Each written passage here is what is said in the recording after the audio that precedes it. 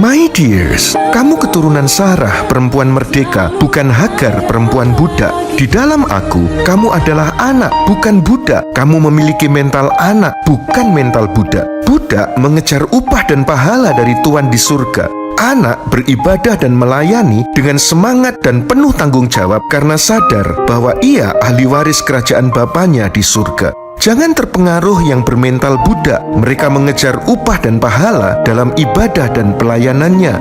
Janganlah menjadi serupa dengan mereka. Berubahlah dalam pemahamanmu. Kamu dipimpin oleh Roh Kudus yang menjadikanmu anak, yang olehnya kamu berseru, Abba, Bapa.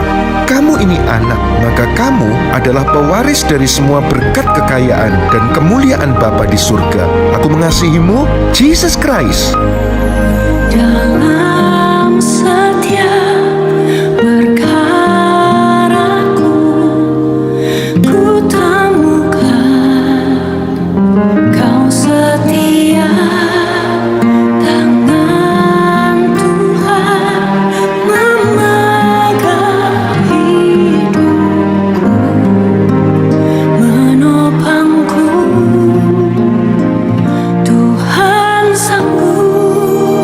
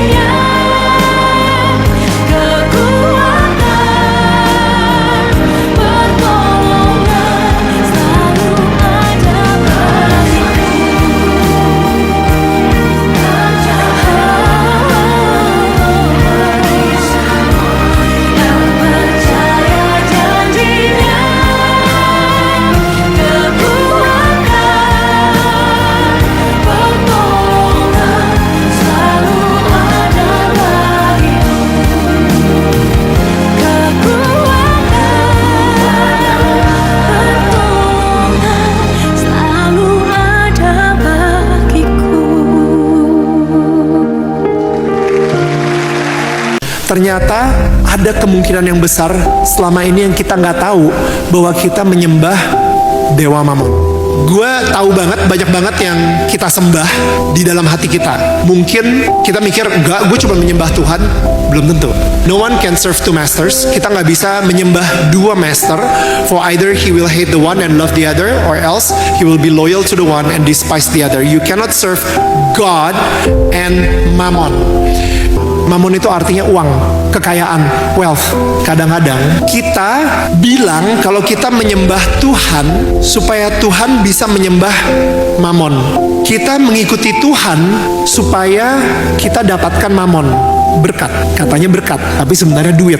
Gue sempat kemarin itu pas lagi jalan-jalan di Singapura, ngapain ya? Ya udahlah ke Jewel. Di Jewel gue lagi ngeliat kayak sebuah toko gitu. Ada box gitu isinya Doraemon dengan kostumnya masing-masing. Di sini ada Doraemon yang sedang memakai kostum baju Mammon. Lu kalau lihat di situ di bawahnya Doraemon versi Mammon. Itu gue kaget banget. What? Apaan ini Doraemon versi Mammon? Habis itu gue langsung nge-google. Dan ternyata kalau misalnya lu lagi mau kostum-kostum Halloween gitu dan lu pengen berdandan seperti Mammon, kostum yang keluar itu seperti ini. Ini kostum emang beneran ada. Dewa Mammon itu beneran ada sampai hari ini. Dia memegang tile emas. Udah 2000 tahun by the way. Tuhan Yesus ngomong kau tidak bisa menyembah Tuhan dan Mammon. Dan sampai hari ini kalau misalnya lu ke beberapa kuil-kuil ada tulisannya The God of Wealth. Dan itu dinamakan Mammon. Apa yang terjadi setelah terlambat 30 menit? Kamu akan terkejut setelah membaca ini. Pada suatu akhir pekan yang cerah, Yohan dan istrinya berencana pergi berbelanja ke mall. Yohan terus melihat jam dan mendesak. Cepat, kita akan terlambat. Sementara istrinya masih berdiri di depan cermin, merapikan rambut, lalu berganti sepatu lagi. Mereka akhirnya berangkat. Di tengah perjalanan, sang istri tiba-tiba berkata, "Aduh, aku lupa dompet di rumah." Yohan langsung marah. Kamu kok bisa ceroboh seperti itu? Kita hampir tidak ada waktu. Sang istri menunduk malu dan berkata, "Maaf." Mereka pulang dengan kecewa untuk mengambil dompet. 30 menit kemudian, saat mereka tiba di mall, pemandangan di depan mata membuat Yohan terkejut. Sebuah kebakaran besar melahap seluruh mall. Pemadam kebakaran berusaha keras memadamkan api, tapi semuanya terlambat. Tidak ada yang selamat di dalam mall itu. Yohan memeluk istrinya dengan air mata mengalir. Jadi, semua masalah dan kesulitan yang kita kira sebelumnya, sebenarnya Tuhan sedang melindungi kita. Saudara-saudari, ketika menghadapi masalah, jangan buru-buru mengeluh. Kadang-kadang, masalah yang kita lihat justru adalah perlindungan Tuhan, agar kita terhindar dari bahaya yang lebih besar. Jika kamu percaya, amin. Bagikan kisah ini agar lebih banyak orang bersyukur atas kasih Tuhan. Selalu ada jawaban untuk kami. Selalu ada mukjizat untuk kami. Tidak pernah Engkau meninggalkan kami, Tuhan. Kau sanggup menolong kami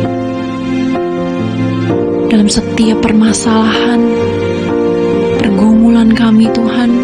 Kami tahu Engkau mempunyai cara untuk menolong kami.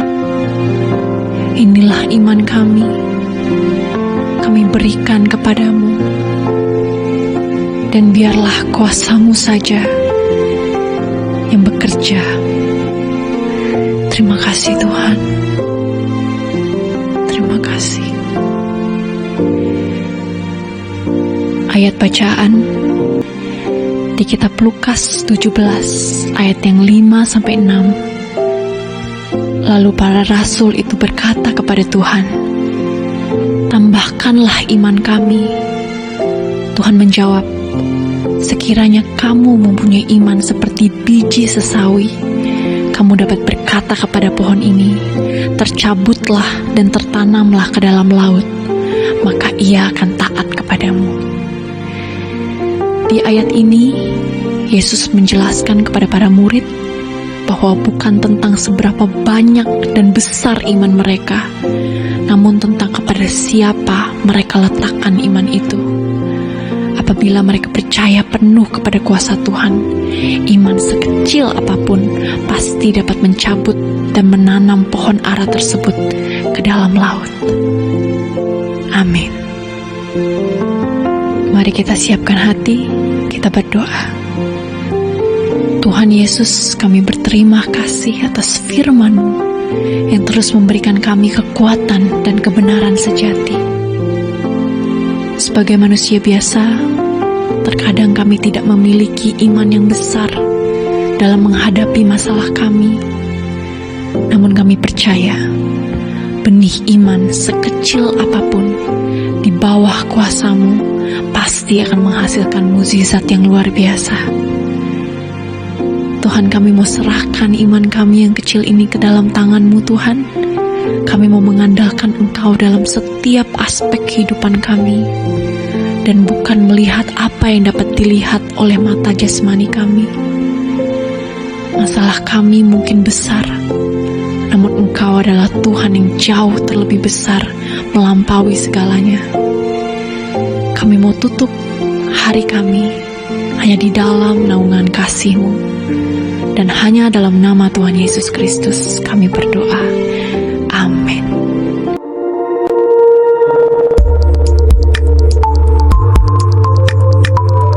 Guys, terima kasih udah mau nonton ya.